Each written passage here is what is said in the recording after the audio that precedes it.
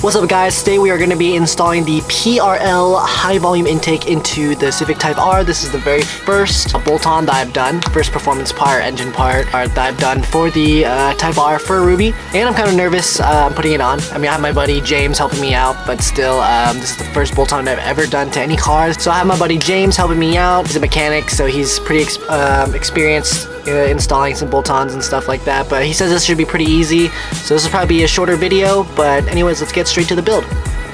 So this build was pretty simple looking back, but I think while you're doing it, especially with someone no experience, it's a lot more intimidating. But James here is helping me out. He's just unhooking all the brackets and stuff. There were some screws I think we had a trouble actually taking off. They're like fit to break or something, they're just supposed to break after you take them off or something. He said something like that. But we took off the pipe connecting to the airbox, and I like the stock one. So then we put in the PRL one. You see that's what the airbox actually looks like now. It looks a lot better, a lot more aggressive.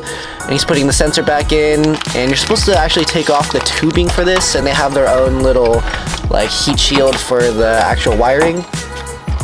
We're having a hard time putting the pipe in.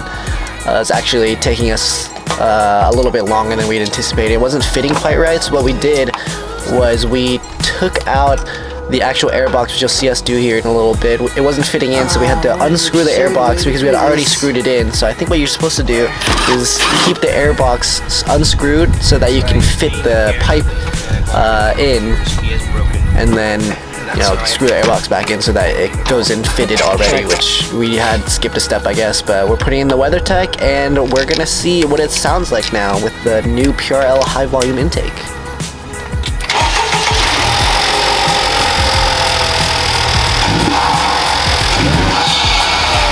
Oh